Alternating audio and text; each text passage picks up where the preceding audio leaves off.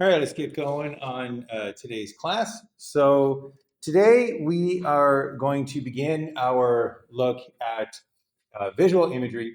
And just imagery in general. So we are leaving behind perception, and we are now moving to basically the opposite of perception. So perception, if you remember the basic definition, was an experience that you have due to stimulation of the senses. And now we're going to take a look at the experiences that you have in your mind that are not due to sensation from the environment, but are due more to your own thought processes and your own strategies for, as we're going to see, solving certain problems. So we're taking a look now inward at imagery and the representations that we have in our mind. And the question is going to be, what is the human mind's representations like? So we talk about representations a lot. We try to understand the human mind at that representational level. But one of the big basic questions are, what are the nature of these representations? And as it turns out, there are two major contenders. The first being propositional representation. So in a propositional representation, what this is saying is that what makes your human mind able to function is a series of propositional statements, much like computer code, where you are able to manipulate the code and you're able to combine different propositions together to form thoughts. And any experience that you might have, such as images that you can experience in your mind, those come from those propositional codes. So the underlying code, the underlying representation, even though we might experience visual experiences in our mind as we're doing cognition, the underlying representation is actually propositional. And I could go on about this, but look at me talking while there's science to do. So let's go on to the other alternative, which is an imagery representation. Now, it's quite possible that not like computer code, but more like a film strip, our mind works with an imagery representation. So film strips are representations of the external world. You can represent the external world onto that 2D piece of celluloid. And maybe our minds work in this way. And maybe it actually has a sort of image representation that underlies all of the cognition that we are able to do. And that's how our human mind functions. And as we're going to see today, those have two very different approaches to how we represent. And there are very important implications in terms of how we behave given those two types of representation. So if we want to understand how our human mind works, today we're going to go very deep. We're going to go layers down to see what is that final kind of inception layer at the bottom. What are we going to find there? Are we going to find propositions, or are we going to find imagery? So today we're going to begin with a look at imagery versus propositional representation so that we are very clear on what we are discussing. And then we're going to turn our focus to mental rotation, which is one of the areas that this debate caused a lot of empirical research on, that this debate was much discussed in the idea of how do we mentally rotate physical representations of physical objects in our mind. So we're going to take a look at what happened in the Cog Lab that you participated in on mental rotation. And then we'll also take a look at that classic article on mental rotation that kind of kickstarted this whole field by Shepard and Metzler back in 1971. All right, so that's the plan. Let's get going. So just by way of recap, when we were looking at what a representation is in week one, we had that idea that there is an external reality out there in the real world. So there is an actual, real, physical United States of America that is the environment that we are currently living in. And we can understand things about this external reality. And what that means is that we have representations of that external reality inside our mind. So we have internal symbols that stand in for that external reality. And one of the questions is, well, what do those internal symbols look like? What is their nature? So are they internal symbols that are imagery representations, that those internal symbols actually mimic many of the features that are in the external world? Or are the internal symbols more like propositional statements, where information is still represented about that external reality, but now the representation is such that it does not mimic structures that are in the external world. It does not mimic features that are in the external world. So the question that we have is, if we are representing the external reality of the United States, is our mind, is our base representation going to be an internal symbol that is like an image of the United States of America, or is our base representation going to be a propositional list of propositional statements that gives us all the information that we need in order to think about and do behavior in this United States? So let's get a little bit more clear on what we mean by propositional representations and imagery representations. So propositional representations are the ones that are easier to define. Those are just a list of propositions. So a list of statements, a list of facts. They're very easily communicated in language. So again, this is not the idea that there is a series of sentences somewhere in your mind, but it can be thought of as, yes, there are these lists of propositions. Yes, there are these statements, and those statements are what we use to do the cognition that we're doing.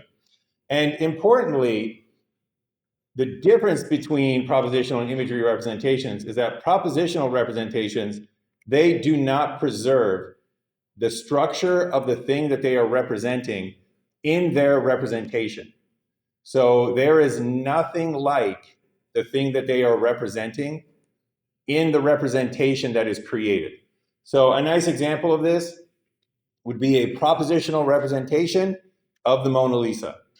So this is a propositional representation. It's a subset of a complete propositional representation, but you can describe the Mona Lisa: Caucasian female with long dark hair, hands folded on lap, mysterious smile.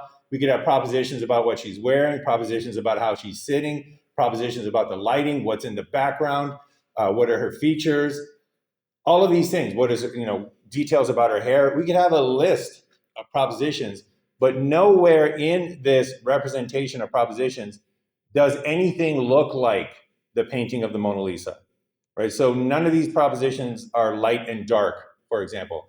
None of these propositions have a head, for example. So they do not preserve that structure that is in the Mona Lisa. On the other hand, if we had an imagery representation of the Mona Lisa, this is a representation that does preserve the structure. So on the screen now, we have an imagery representation of the Mona Lisa. So the Mona Lisa is a real object that lives in the real world, and this is not it, but this is an imagery representation of the Mona Lisa. And if you were to take a look at the features of this representation, you would see that it preserves a lot of the structure that is in the original Mona Lisa. So for example, if you were taking a look at the dimensions of this representation, you would see that it matches the dimensions of the Mona Lisa. If you were to measure the distance between the eyes and from the eyes to the mouth and calculate that ratio in the image, you would see that it also mimics what was the ratio from the distance between the eyes to the mouth in the actual Mona Lisa. So areas of light, areas of dark, those structures are preserved in this imagery representation of the actual Mona Lisa. So this is the idea. Which one of these underlies our representation of the Mona Lisa? If you were to look into our mind and you were able to go down deep enough till you are at that bottom layer where the representations are actually coded and created, would our representation of the Mona Lisa look like what's on the right, where it's an imagery representation that preserves a lot of the structure, or would it look like what's on the left, where it's just a list of propositions and does not preserve the actual structure of that Mona Lisa? So that's the basic idea between propositional representation and imagery representation. And we're going to, one very important thing to keep in mind as we're going forward with this, we're going to talk today about visual representations. So visual imagery and visual propositional representations.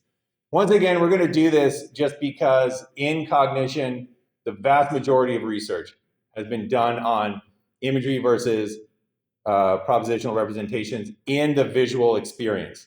However, any outside object and its features can have an imagery versus propositional representation. So something like music and sound, that can either have an imagery representation in your mind or it can have a propositional representation in your mind. So we know that music is represented in your mind, because if I asked you to think about the melody of your favorite song, and if all of a sudden you're hearing that melody in your mind, that means somewhere in your mind you have that representation of that melody.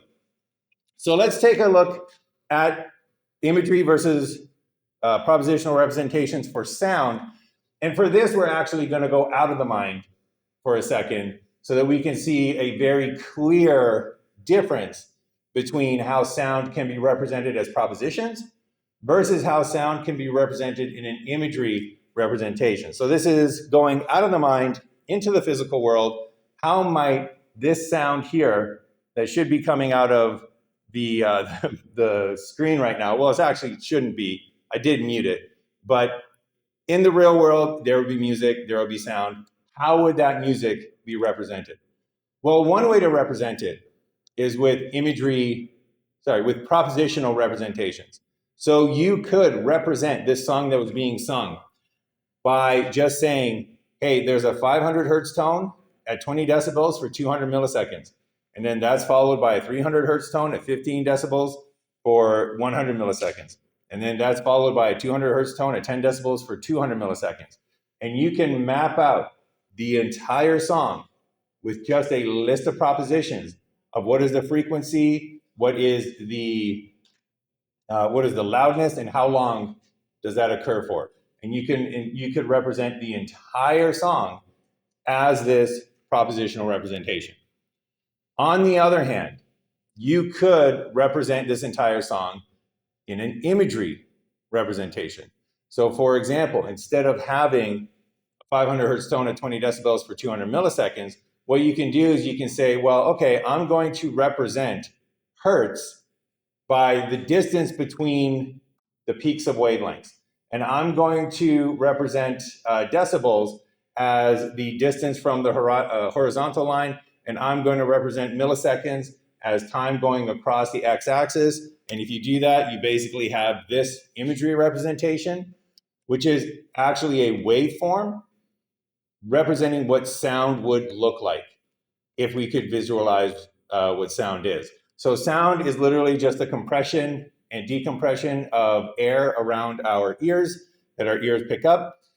And this is basically a visual imagery representation of that compression and decompression. So we have an imagery representation here that preserves in the representation some of the features of that actual auditory sound.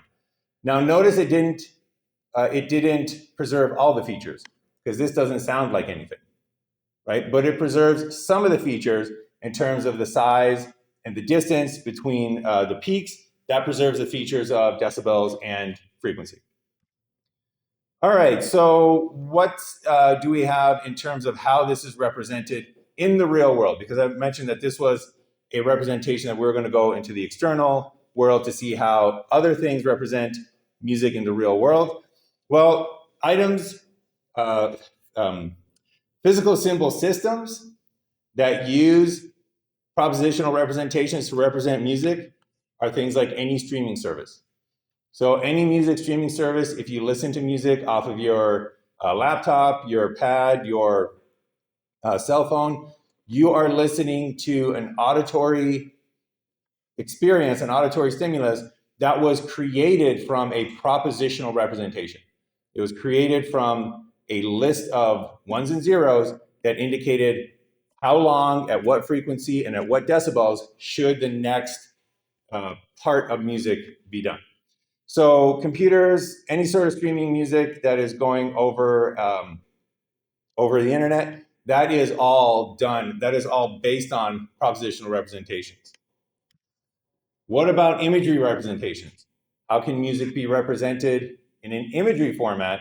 Well, if we have any audio files here, then you'll probably know that records, vinyl records, represent music in an imagery format.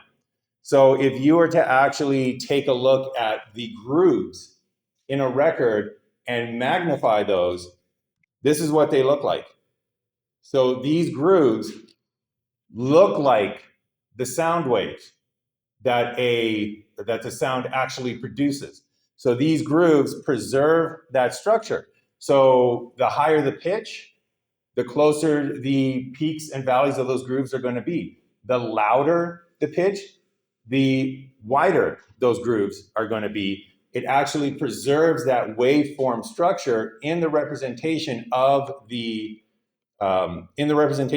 record while it's representing the music. And if you were to zoom in on this, basically this is what a needle looks like. This is an electron microscope. This is what a needle looks like as it goes through the grooves of a record. And then if you super zoom up on it, there's your needle, there's the waves for the right channel, there's the waves for the left channel. And as that needle goes through that groove, it'll vibrate the needle in different directions. And the speed of the vibration and the amount of the vibration gives you things like pitch and loudness, and that's how records are able to reproduce the sound. So in this case, we have two examples where the same song can be played in a digital format. The same song can be played in a imagery, or can be represented in an imagery format. So the same song can be a propositional representation underlying the production of the song, or an imagery representation underlying the production of the song. All right, and then one last little thought on imagery versus propositional representations. As is often the case in cognitive psychology, most things can be linked somehow back to the matrix. So we're going to take a look at a scene here where it addresses the idea of the fact that we do experience images. So wouldn't that necessarily require that we have imagery representations in our mind? So we do have this experience of, if I ask you to think of your favorite song, you can hear the melody in your mind. If I ask you to think of the face of a loved one, you can conjure their image in your mind. Does that not mean that we have imagery representations by default in our mind? Importantly, no, because what we need to differentiate between is what is the base representation versus our inner experience. So how is our mind actually representing? And then what is our internal experience of that? And that's very nicely illustrated here in this discussion between Neo and Cypher about what happens when you actually look at the code in the matrix. Is that the Matrix? Yeah. Do you always look at it and code it? Well, you have to. The image translators work for the construct program. But there's way too much information to decode the Matrix. You get used to it. I don't even see the code. All I see is blonde, brunette, redhead. All right, so that idea that I don't even see the code, all I see is blonde, brunette, redhead, that could be exactly what is happening in our mind. So our experience of, oh yeah, I can see visual images in my mind, I can hear auditory images in my mind, that's not proof that we actually use those auditory or visual images to do cognition, because again, much like the Matrix and much like Cypher, this might be the representation that is underlying everything. It's a propositional representation that does not preserve the structure. However, if you are adept and very good at interpreting that, then when you take a look at that code, all you see is blonde, brunette, redhead. You don't actually see the underlying propositions. You just see you just experience what it is that those propositions are representing. So that is the challenge in trying to get to the bottom of how our representations created, what is the fundamental underlying principle of those, because our internal experience, where we say, yeah, we have imagery representations in our mind that I can call up whenever I want, so therefore those must be driving cognition, that's not convincing and it's not good evidence, because again, that's your experience, but underlying that might be experiences that you can't access through just having introspection, and those underlying structures might be propositional or they might be imagery structures. And as we're going to see, that makes a difference in how well we can perform. All right, so keeping going on imagery versus propositional representations, it's not going to be a surprise to you because of our focus on how representations impact certain behavior, to learn that sometimes imagery representations are more useful and sometimes propositional representations are more useful. So let's again go out of the mind and just think about, in the real world, are there cases where imagery representations are better? And what are those cases? And are there cases where propositional representations are better at achieving a particular goal? So for imagery representations, one of the idioms that we have in our society is that a picture is worth 1,000 words. That's actually way underestimating how many words a picture is actually worth. Because again, if we go to the Mona Lisa and you were talking to somebody who had never seen the Mona Lisa, right? That's important to remember. You're talking to somebody who had never seen the Mona Lisa. Because if you're talking to somebody who had seen the Mona Lisa, you can just tell them, hey, do you know the Mona Lisa? And they'd be like, yeah, I know the Mona Lisa. And you'd be like, all right, well, that was, do you know the Mona Lisa? That's a picture is worth 6 words. It's not worth 6 words. 6 words is enough to call up the previous experience of that picture. Try to imagine how many words would you need to tell somebody who had never seen the Mona Lisa in order to have a representation in their mind that mapped onto what the actual Mona Lisa was. How much would you need to tell them so that when you took them to the Louvre and you put them in front of the real Mona Lisa, they looked at it and they said, that's exactly what I was expecting. Nothing different. Hands folded exactly the way I thought. Hair looks exactly the way that I thought. Parted in the middle just the way that I thought. Trees in the background just the way that I thought. You would probably need a novel length description of the Mona Lisa to get that. So in this case, to represent the Mona Lisa, you can either have 100,000 words or you can have one image way better in this particular instance. On the other hand, sometimes propositional representations are actually the more useful ones. And one example where this is the case is in metaphors. So metaphorical, we just spent some time talking about pictorial metaphors, but a lot of metaphors are propositional in nature, and they just do not translate into any sort of imagery representation. So music translates very well into propositional representation and very well into imagery representation. Most metaphors do not translate very well outside of a propositional representation. So for example, if you were talking to your friend and they were like, you know what, I just met this new guy, and I'm very excited. And you were like, well, tell me about, your new boyfriend. And they say, oh, you know what, my boyfriend is a knight in shining armor, right? That is difficult to represent in an imagery representation, because the most that you could possibly do is something like this. And that's not what they mean. They do not mean that literally. In fact, this metaphor is so clearly a metaphor.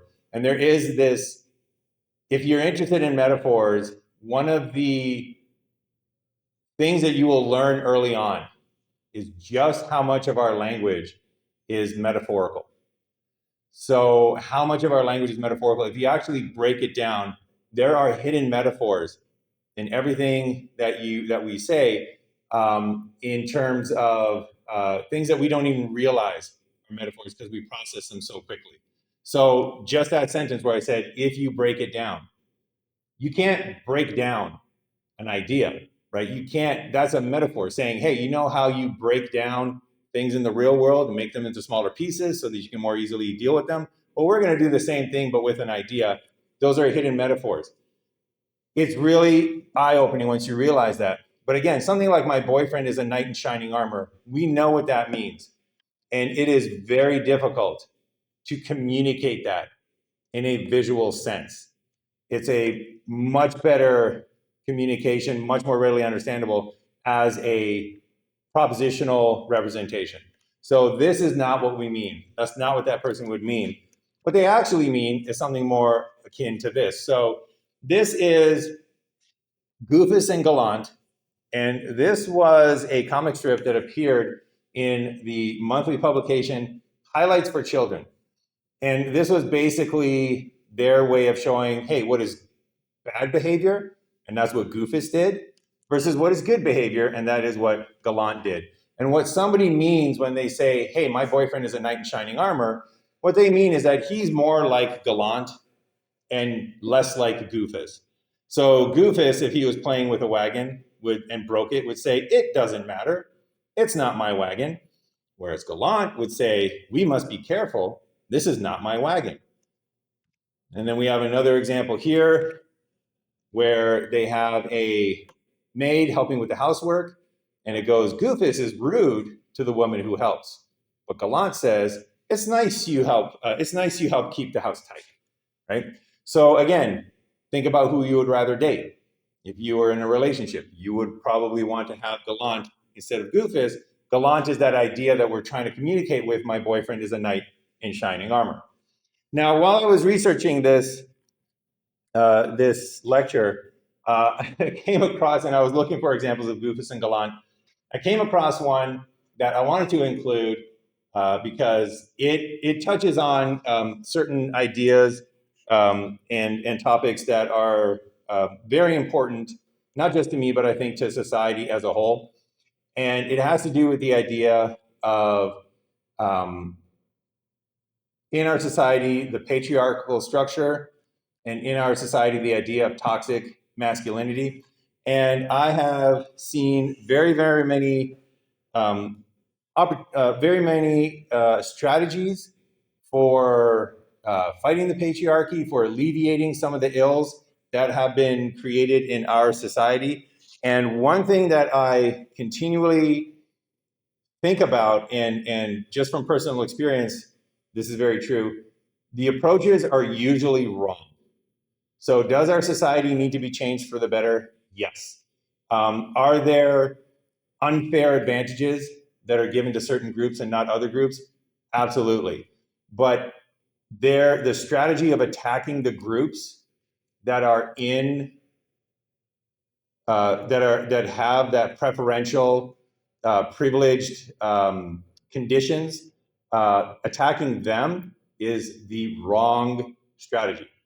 And the better strategy, and this is something that you can take forward into your life and anything that you do, is if you are appealing to somebody in power, you want to frame your narrative and frame your solution in a way that helps the person in power. And they will be much more likely to say, you know what, I'm going to buy in, I'm going to do that, than they would if you basically said, hey, we're going to take your power, we're going to make it less, we're going to redistribute it, and it's going to be worse for you. And one of the things that I believe would be the most effective in combating the patriarchal system, in combating toxic masculinity, is to basically appeal to how that not only harms society, but it actually harms males in society. And one of the ones that just kind of threw me for a loop when I was researching this, and I couldn't find the actual issue of Highlights for Children that this one came from, but it was from an article by The Atlantic. And The Atlantic is a monthly publication that has been around since 1857. So I'm going to give them the benefit of the doubt in terms of doing their background research, in terms of journalistic integrity. You would always want to get to the heart of the matter yourself for things that are important, but for this one, I just couldn't do it in time, so I'm going to let it slide. This is from their article on the comic strip that explains the evolution of American parenting. And the article, the Goofus and Gallant example that I brought up is probably one of the worst kind of examples of toxic masculinity that I have seen presented in a children's format. So without further ado, here it is. So it goes, when Goofus falls and skins his hands and knees, he cries like a baby. Gallant gets up smiling, even if blood is seeping from his knees. This is from a children's book that is telling specifically young boys, hey, that right side, that's the right way to be. And that left side, that's not right. That's not what you're supposed to do in our society. That's the wrong way to be. And if you take this message and it's spread throughout the culture, and all of a sudden you understand that to be a male in this culture means that you get up smiling, even if blood is seeping from your knees, well, maybe that's why you might be suffering from depression and anxiety, and it'll take you years before you get help. It'll take you years before you say to yourself, you know what, I have to maybe not get up even if blood is seeping from my knees, but I actually have to start crying, not like a baby, because again, Gallant, that's the correct response. I'm sorry, but if blood is pouring out from your knees, cry and get some help. I'm sorry, Goofs is the right response, Gallant is not. So again, something like this really spoke to me because, again, I was undiagnosed with depression forever because I thought, you know what? I just have to take it. I just have to push harder. I just have to go further. So that was harmful. And it was harmful to me. And it was a product of how our society is set up and the rules that we have for men and the rules that we have for women. So if you want to appeal to those in power and say we need to change the system, even though there might be 90 ways that it benefits them, if you focus on the 10% of the ways that it harms them, they will be much, much more likely to listen. All right, so that is my public service announcement aside. Back to imagery versus propositional representations. So sometimes propositional representations are more useful. Example, my boyfriend is a knight in shining armor. I'll do one more example. So if you were talking to a friend of yours and he said, oh, hey, I heard you have a new girlfriend. And they're like, yeah. And you're like, hey, tell me about your girlfriend. And they say, my girlfriend is a real fox. Well, we know that doesn't mean this, right? And it's hard to represent this metaphor in a visual way. But we know what that means. We know that it means that they are dating somebody that they find extremely attractive. We know that it means more like this. So my girlfriend is a real fox. We know that they mean this.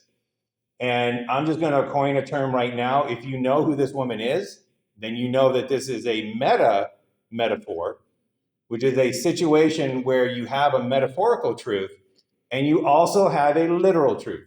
So my girlfriend is a real fox. When Machine Gun Kelly says that, I don't think he can say it anymore, but when he used to say it, it was actually both metaphorically and literally true. All right. Now, let's get to some of these implications. So we've sort of established what an imagery representation is, what a propositional representation is. We've established that in some cases, imagery is more useful. Some cases, propositional is more useful.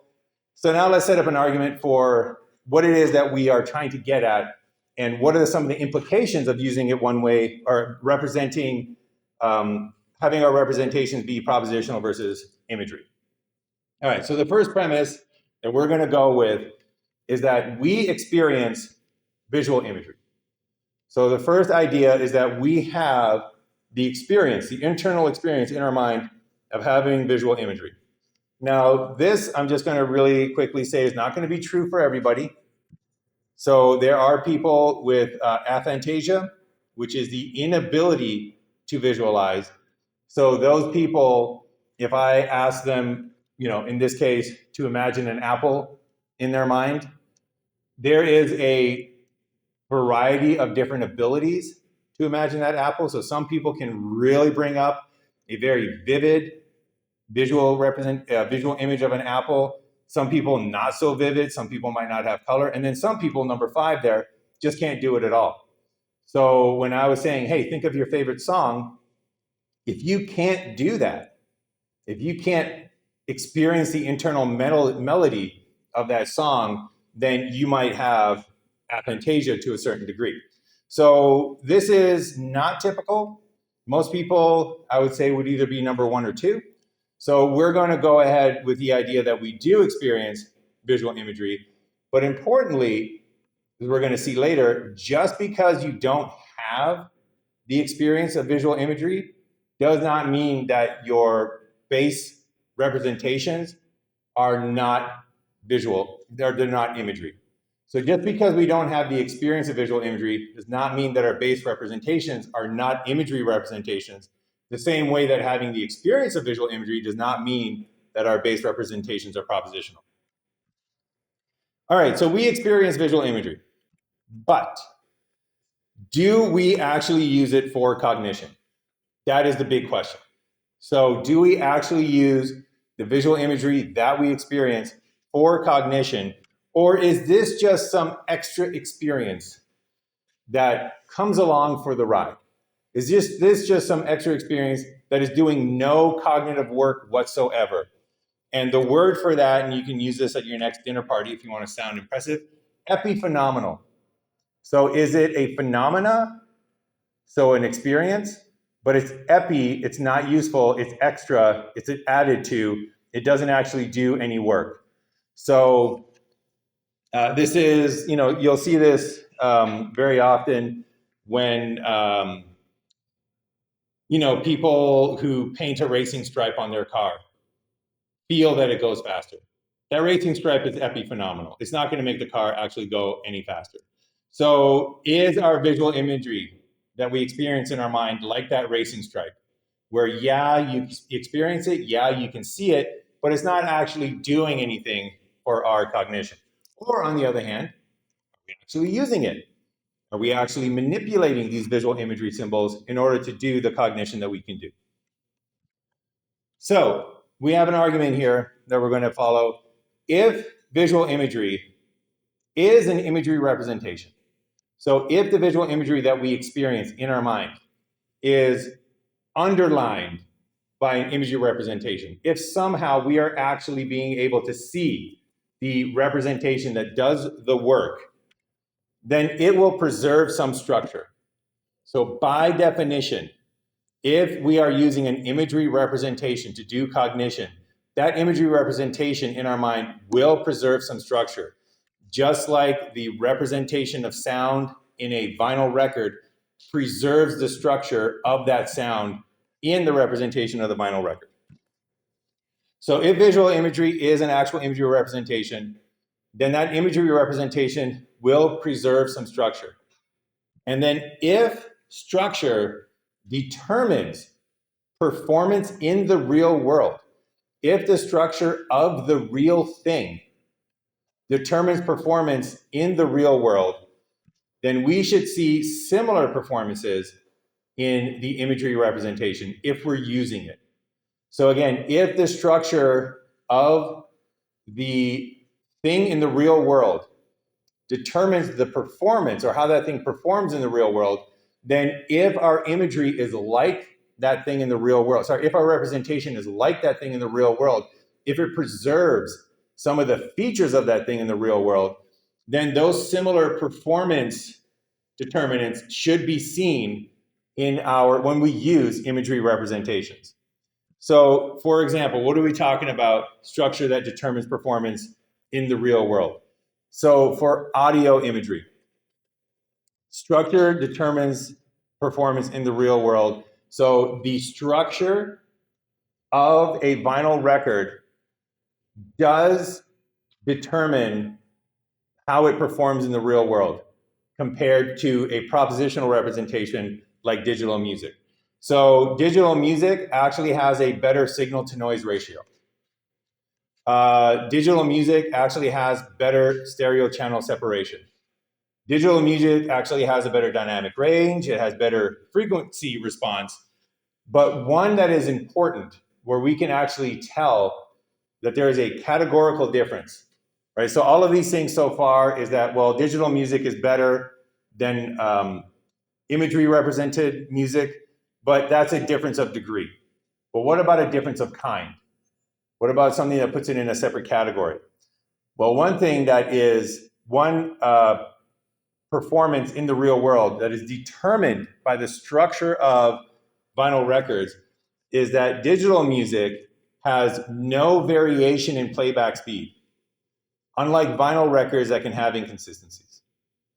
So if you have a digital streaming service and it's working properly, we'll put that caveat because my digital service sometimes just does not want to cooperate. But if you have a digital music that is working properly and you have a record that is working properly, the record will have inconsistencies in the playback speed, but the digital music will not. And that's a difference of kind. So if we were playing back music in our head, and that music in our head was performed at a different, had inconsistencies in playback speed, that would be an indication that we are representing that music in a in a imagery representation, because an actual record has inconsistencies. So if we are using a representation that is like what the actual record uses, then we should also have inconsistencies. One other just kind of quick example of this, for any of you, again, audiophiles that have records at home, you know that one of the worst things that you can do for if you have a record is play the same song twice in a row. In fact, a lot of audiophiles won't even play the same side of a record twice in a row. And the reason for that is because on the first playthrough, because there's motion in the needle that actually causes heat, and that heat warms up the vinyl, which means that if you play it through a second time, then because the vinyl is heated up, that needle actually acts like a plow and starts compressing the grooves. So you don't want to play it 2 times in a row, which is another structural implication that determines performance in the real world, whereas the digital song, you can just repeat that thing until you're sick of the song, which obviously is just occasionally what I do when I find something I really like. But importantly, there are differences in how these representations perform in the real world. So the idea is that if we use representations that preserve that structure, preserve some of those features, then the features that determine the performance in the real world will also, if they're preserved, determine performance in our cognition. Is that argument clear? All right. So let's turn to CogLab number 5, mental rotation CogLab. So just to remind you, in this CogLab, we had 2 3D block shapes that were shown on the screen, and your task was to determine whether the 2 shapes were the same or different. So the independent variable, we had a degree of rotation. So there were 1, 2, 3, 4, 5, 6, 7, 8 different degrees of rotation, and we had degrees of rotation in depth. So that would be where the 2 objects differed in rotation within the picture plane, right, going into the picture plane. And then we also had rotation on the picture plane, on the surface, where it rotated on the surface. So for example, rotation in depth, we have an example right here where in the CogLab you would have to determine, is that left side object the same as the right side object? And in this case, they are the same. And then we have here an example where it's rotated, the difference between rotation is even further, and you would have the idea that these 2 are not the same, and you would reason that out by doing mental rotation.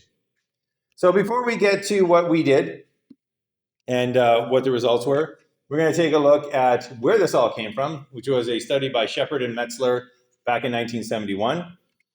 And they had 2 images, And I actually think just as a way to correct something that I said, in the cog lab, you were only rotating in depth.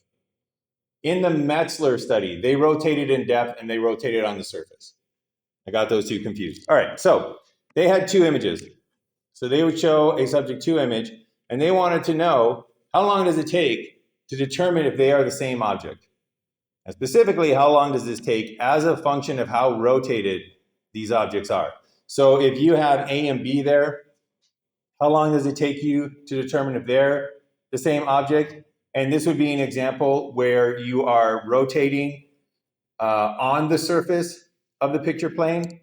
And then we also have in the Shepard and Metzler study, rotation in depth, where in this case you have to rotate in the depth dimension, basically rotate into the picture plane in order to solve this problem. So for Shepard and Metzler, what was the idea? Why were they looking at mental rotation? Well, they were trying to figure out, do we do this task? Do we complete this task using an imagery representation, or do we use a propositional representation? So how could we possibly do this with a propositional representation? Well, one way that we could do it is by describing each of these objects using nothing but propositions. So you could say, all right, that object on the left side, we got 3 cubes. So starting from the top left, we got 3 cubes. And then we got a 90-degree turn. And then we got another 3 cubes. Sorry, starting from the bottom. We'll start from the bottom left of that of the left side. So you got 3 cubes going up, right-hand turn, 3 cubes coming out towards you, another right-hand turn, 2 cubes going up, another 90-degree turn, 2 cubes coming forward. Now, this example would not be a complete propositional representation. Obviously, we need more in terms of the direction of the turn, in terms of orientation, in terms of X, Y, Z axes. But basically, to show you this example, that's sufficient. We have this propositional representation of the left side. We then have a propositional representation of the right side. And we can say, all right, the right side, we got 3 cubes, which end in a 90-degree turn, followed by another 3 cubes, which end in another 90-degree turn, followed by 2 cubes, 90-degree turn, and then finally we have 2 cubes. And Shepard and Metzler made the argument that that is the way you could solve this propositionally, by basically saying, all right, left side, right side, 3 cubes. Left side, right side, 90 degrees. Left side, right side, 3 cubes. Left side, right side, 90 degrees. And if each proposition matched, then you knew that you had 2 objects and that those 2 objects were the same. And that would be how to solve this using propositions. What about an imagery representation? How can we solve this using an imagery representation? Well, basically for this, the left side would be represented in our mind as an image of the shape. So some sort of visual imagery representation of that shape would be in our mind. And the right side would also be an imagery representation of that shape. And then what you would do is you would manipulate that image and you would rotate it until one image matched up with the other image. So it's almost like if you had one hand on top of another hand and you were asking yourself, well, do these hands have the same shape? And you just rotate it until your 2 hands are on top of each other, and then you're like, okay, yes, that is that actual shape. So in this case, it's an actual rotation of the image and then a mapping of the 2 onto each other that indicates that, yes, they are the same object. So what are the predictions in terms of the effect of rotation on these 2 strategies? Well, the propositional representation is a rotation-independent strategy. It does not depend on the rotation. So if I was describing the object on the left, I would be like 2 cubes, 90 degrees, 3 cubes, 90 degrees, 3 cubes, 90 degrees, 2 cubes, 90 degrees. And that description is going to be the same number of propositions regardless of how much this thing is rotated. So the propositional representation says you basically go through the propositions on one side you go through the propositions for the other object. That's independent of how rotated they are. So this is the same time regardless of rotation. Propositional representations, to solve this task, you should take the same time regardless of how rotated these objects are. On the other hand, for a visual imagery representation, because you actually have to take that image in your mind and rotate it through to match up with the other side's visual imagery representation. And that rotation takes extra time in the real world.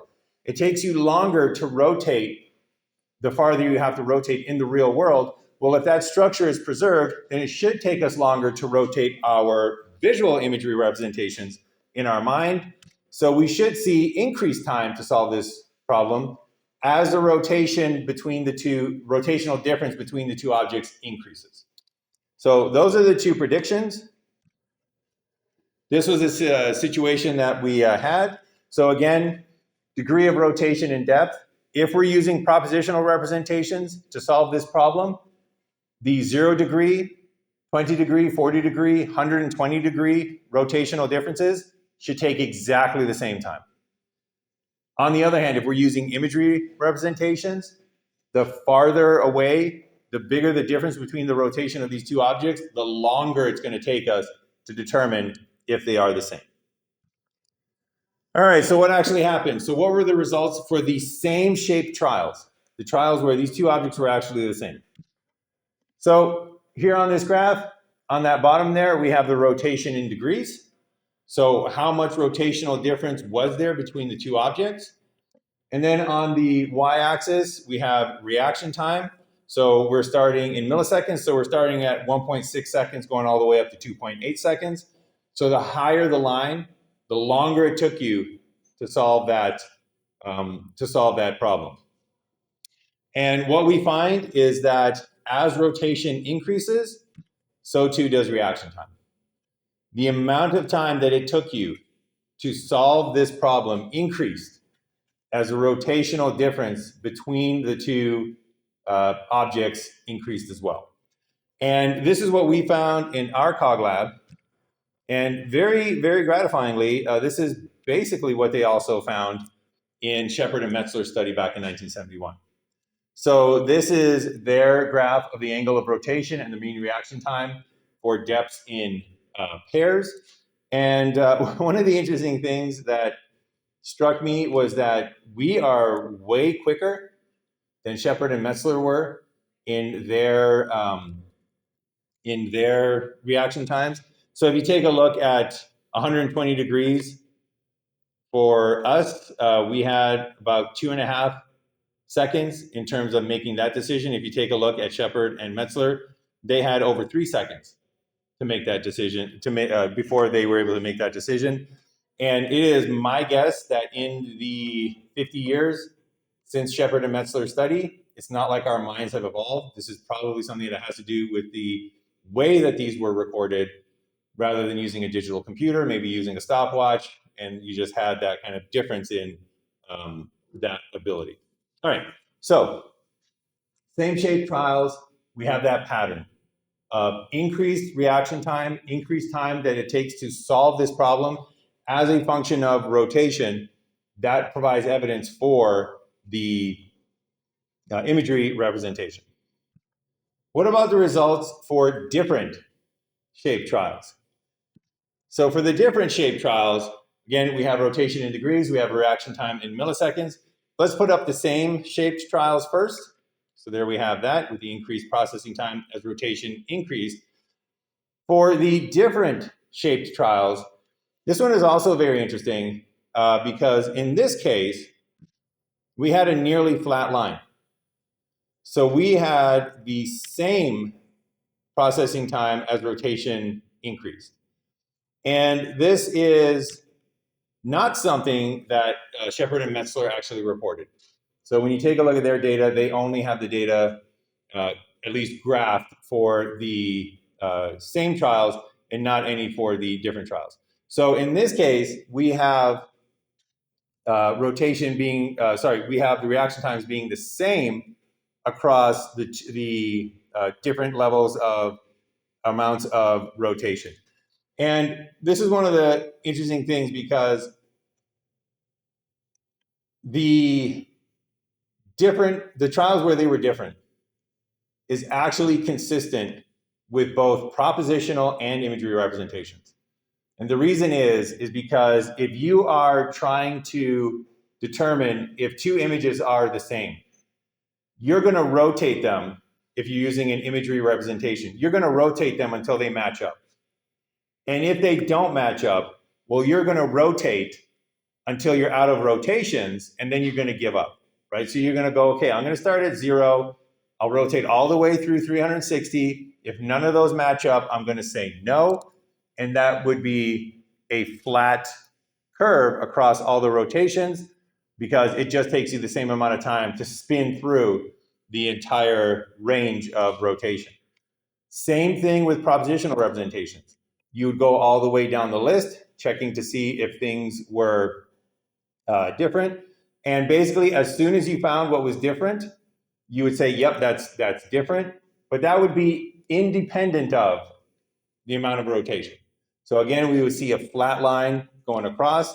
So the incorrect or the different pairs don't really illustrate or allow us to differentiate between imagery versus propositional.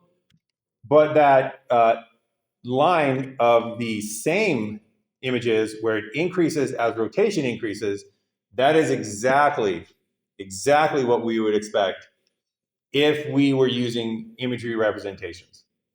So that pattern of results is very strong evidence that we're actually using imagery representations.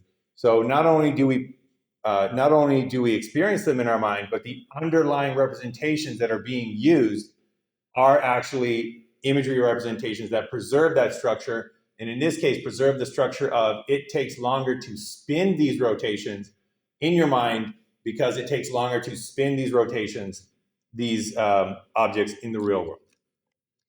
All right, any questions on the results of the Shepard and Metzler and the results of the COG lab? Okay. So what I'm going to do right now is usually I like to do these kind of discussion questions for the COG lab, but I do want to make sure that we do get to the end of today's class where we have kind of some of these implications of being able to do imagery or not being able to do imagery representations. And we're going to take a look at an extreme examples of imagery representations. So if we have time at the end, we'll come back to those questions, but I do want to make sure that we get this covered. So one of the things that always fascinates me, and I believe fascinates most psychologists, is extreme abilities, extremely good performance on certain tasks and extremely poor performance on certain tasks. Now, as psychologists, we are most interested in explaining the human mind, and one of the ways that we can tackle that most easily is to explain the typical human mind.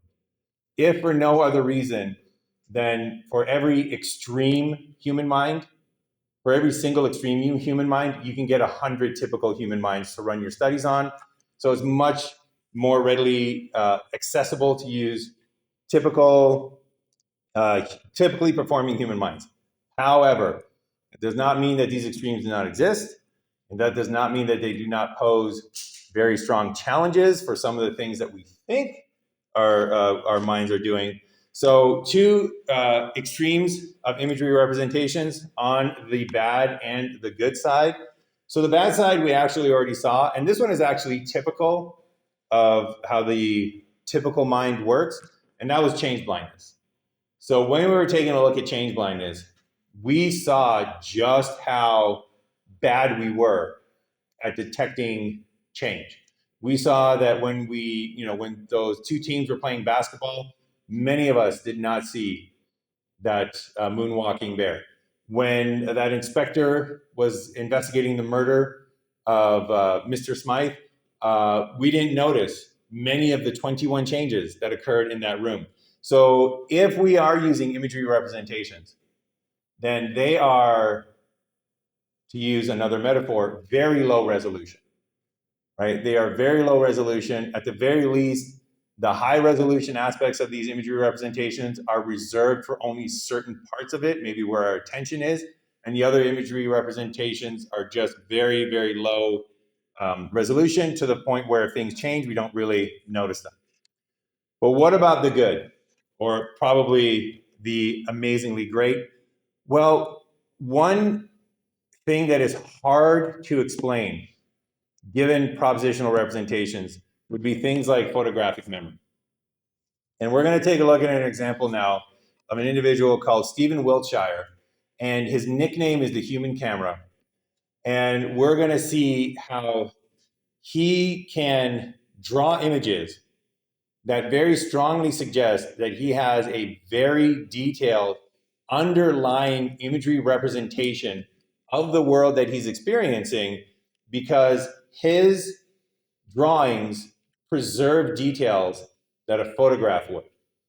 And it's very hard to explain how he achieves this level of performance, and specifically details of his level of performance, and I'll talk about that once we watch the video, if you do not use an imagery representation.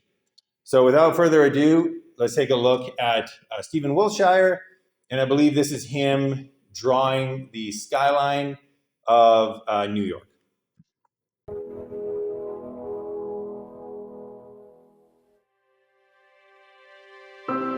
In 2005, as the sun was rising and bathing London in golden light, a man got into a helicopter.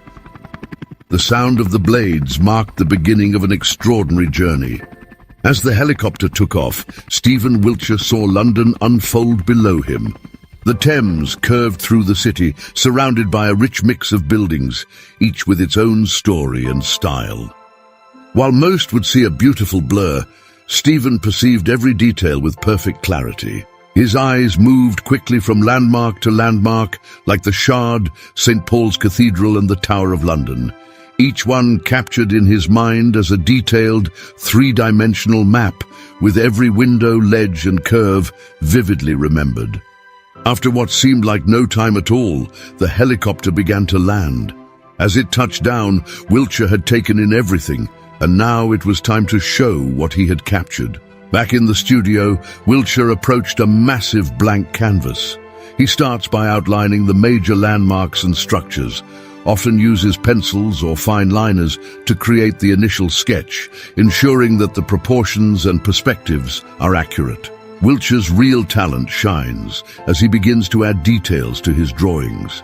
He meticulously includes every window, ledge, and architectural nuance he observed, working methodically from one section of the canvas or paper to another.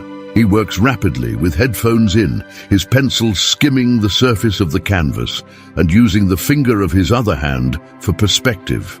He then goes over the sketches in pen, filling in the details of the buildings, and a city emerges before your eyes. After the main elements are in place, Stephen adds finishing touches, such as shading, textures, and other finer details that bring the cityscape to life.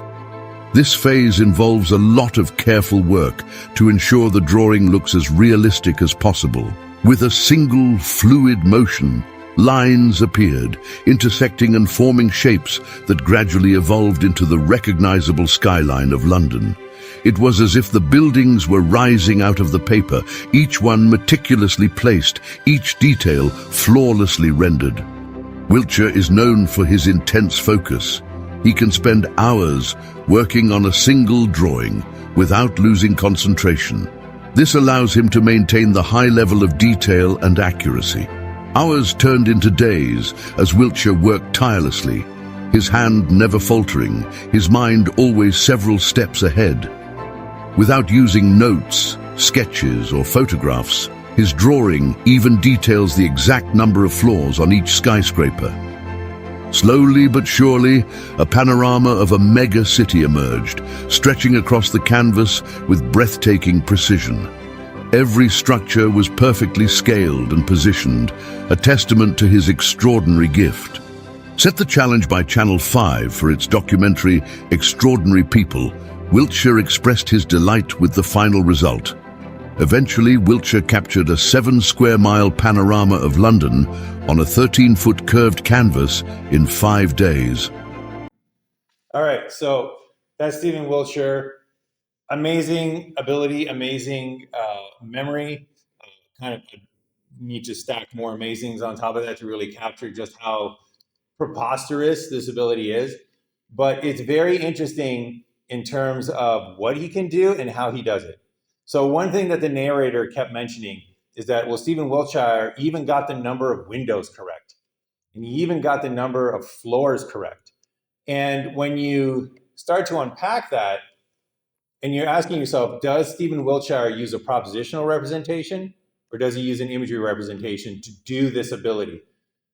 One of the things that does not answer that is number of floors and number of windows, because it would be really, really straightforward to do that in an imagery representation where you actually have an image of the building that preserves the number of floors and the number of windows, or you could have a propositional representation that says, oh, hey, this building has 14 floors and it's got 4 windows per floor, then draw it out, right? So that is not as convincing as other aspects of his image that indicate that it is as if Stephen Wiltshire is seeing the image in his mind and then just tracing on the paper.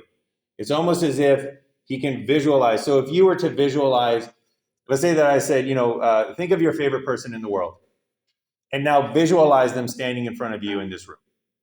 And you were like, okay, I'm thinking of my favorite person in the world and I'm visualizing them standing there in front of the room. And then I gave you a piece of tracing paper. And I said, continue visualizing, but trace where that person is. And you actually kept visualizing and you said, okay, I'm going to trace where that person intersects this tracing paper. That would be a way of using a visual imagery representation to make yourself a picture. And that's kind of what Stephen Wiltshire looks like he does. It looks like he literally can see an imagery representation of what he witnessed and is then just literally tracing it out. So he does sketch out kind of the general outlay. I think he probably does that so he can make sure to fit everything on a page, because I'm probably sure that he had experiences much like the rest of us where you start drawing a picture and you run out of space. But more importantly, if you take a look at the details that he puts in, it's almost as if the image is already there and he's just inking it. He's just tracing it. Because if you take a look at other videos where they show him drawing in the buildings and drawing in the windows, he does it straight in pencil. And he's not even, he doesn't sketch it out in pencil. Sorry, he does it straight in pen. He doesn't sketch it out in pencil, erase things. He does it and then just immediately goes through it. But the most convincing evidence, and I'll leave you with this, has to do with his use of perspective. And what do I mean by that? His pictures are drawn in perspective, but more so than that, they are drawn in a way that preserves the image that only perspective will do. So to kind of drive this home, I'm going to give you a little bit of a background on how certain artists used to get very realistic pictures. So in the Renaissance, I believe it was in the Renaissance, and definitely after that, artists used to use, does anybody know how a pinhole camera works? Or has anybody ever heard of a pinhole camera? Okay, we got one. So basically when you got a pinhole camera, what you're gonna do is you have a box, and that's your camera, and you have a little hole, and that's your pinhole, and then you have an object in the real world. Let's say that is a person. And you have to have this pretty dark, and you illuminate the object, and light comes in through that pinhole, and only through the pinhole. And it projects onto the back screen here, and it gives you an inverted image of that person on the back of the pinhole camera. If you have a big enough pinhole camera, if you have a proper setup, you can draw a painting like this, and you could have an image of a building, and then you set up your pinhole camera situation, and then it's projected onto your canvas, and you can just trace the outline of that imagery representation through the pinhole camera of the thing in the real world, and you can just trace that, and then you can draw a very realistic looking image. And we know that artists did this because they analyzed pictures, and there were perspective features that were correct, that were imperceptible to the human eye. So there would be circles or spheres. So one thing about a sphere is that if you draw it in proper perspective, it looks wrong. It'll look like an ellipse. But if you draw a sphere like a circle, it'll look correct in perspective. It's one of the big mysteries about how does perspective geometry, picture perception work. But they saw images of spheres that weren't perfect circles. So these artists weren't doing this by measuring on the actual canvas, but they were so minorly imperfect, but consistent with the perspective projection, that the only way you could have done it is if you were tracing the image, right? So it's not a perfect circle, but it's so minorly imperfect that no human eye would be able to notice it. But if you actually do the very detailed measurements on the canvas, it's imperfect circle, but in the direction that perspective geometry says you need to do. So it's perspectively correct, but not what a human would draw unless they were tracing. When Stephen Wiltshire draws his images, you can analyze the perspective geometry in his images, and they are correct perspectively. More importantly, they are correct perspectively from the vantage point that he had. So one of his famous drawings was a drawing of Rome. I wanted to use that video, but the quality of it was just way too low. But in the video of Rome, there is this one famous building, I forget the name of it, but it's a famous building. It's overlooking, I believe, the river. And from the ground, it takes up a large portion of the skyline, right? So anybody that's looking at it from the ground, it takes up a large portion of the skyline. And when Stephen Wiltshire drew it, he drew it as a much smaller proportion.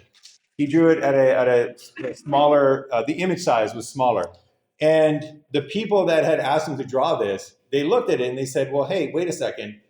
That building takes up way more of the skyline, right? And that building should be occluding some of these other buildings. You shouldn't be able to see those other buildings if you can see that one big building.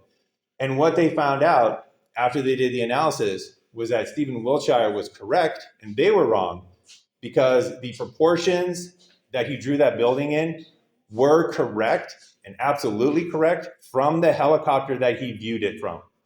So all of these sort of, number of windows, number of floors, very, very impressive. Doesn't necessarily mean that he's using an imagery representation, but the fact that his image is basically a tracing of a perspective projection of London onto the helicopter, that indicates that it's very strong evidence that he has an actual imagery representation of London in his mind from the helicopter, and that's what he's seeing, and that's what he's tracing out on the paper. Any final thoughts? Yep. Well, a propositional representation that preserves structure can't exist, because propositional representations do not preserve structure. But it would have to, if this was a propositional representation, it would have to include perspective geometry statements that Wiltshire has no idea about. It would have to include very detailed geometry statements that he just were beyond his ability to comprehend. He's actually, I intentionally didn't show this aspect of it because I think people make too big of a deal of this, but he is on the autistic spectrum. He is what they call a savant. But again, the fact that it's so well preserved in terms of the structure from that particular vantage point just sort of makes the fact that it could be a propositional representation much lower. Because again, you could have a photographic memory for certain things. Like I could have a photographic memory for how many students are in this class, but that could very easily be a propositional representation. March 13th, there's 12. Do that right? 9. There's 9 students in the class, right? March 13th, 9. That might seem like I have a photographic memory. But if I could then indicate where every single seat was, if I could indicate where everybody sat, the more details you put in, and the more details that you put in that nobody is really aware of, like a lot of perspective geometry, then that's an indication that you are actually tracing over this imagery representation rather than just having a really extensive propositional representation. Any other questions? All right, that is it. So we are done for the day. That's all that I wanted to cover. Next week is spring break, so enjoy yourselves, enjoy your time off, and I will see you all when you return.